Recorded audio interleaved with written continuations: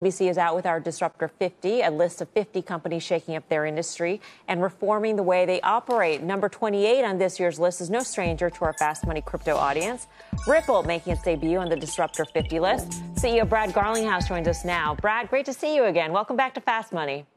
Thank you for having me. It's great to see you again, despite the weird times. Yeah, very strange times indeed. On this day that you debut on the Disruptor 50 list, you're also making an announcement yourself in terms of your backing of PayID. Can you explain what this is and why this sort of simplifies how crypto had transferred money in the past?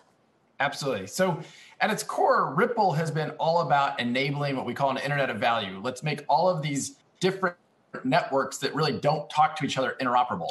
We've all had the experience where, when you ask a friend, you say, hey, I need to pay you money. Are you on Venmo? Are you on PayPal? Or outside the United States, maybe Alipay or PayU. Isn't it funny? When I ask somebody for a phone number, I don't say, are you on AT&T? Are you on Verizon? I just get their phone number. The idea behind PayID is to simplify the ability to send someone money the same way, to make it easy as sending an email. I don't ask someone, are you on Google or Yahoo? I just send an email. And so PayID enables, whether you're a large bank or I'll use a very successful regional bank in Chicago called Byline Bank. If you're an account holder there and I want to send you money, it should be as easy as typing Brad $Garlinghouse. And whether it's resolving to a Byline Bank or to Bitcoin, all of this naming infrastructure can be much simplified and interoperable. I want to try and understand more what and who this disrupts. So who do you see as the main user of this sort of technology? Is it consumer-to-consumer money transfer, or ultimately could it be a company paying another company for, buying a unit of theirs, for instance, or inventory? Or, how big could this be? Well, so let me start by saying something about the word disruption in that sentence. I actually don't look at this. We're thrilled and honored to be on the disruptor list. I think disruptor, particularly in Silicon Valley, can be a word that's kind of overused. That, it worked for Uber.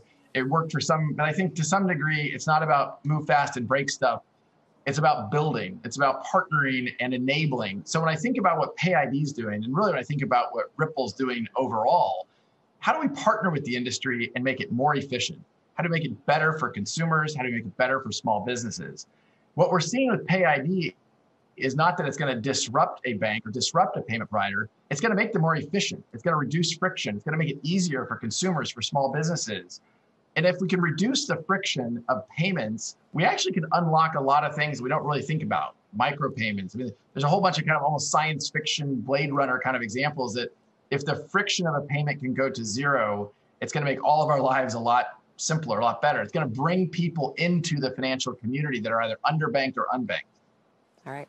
Brad, we're going to leave it there, but it's always great to speak with you. Absolutely. Thanks for having me. Brad Garlinghouse. You can find the full Disruptor 50 list at cnbc.com.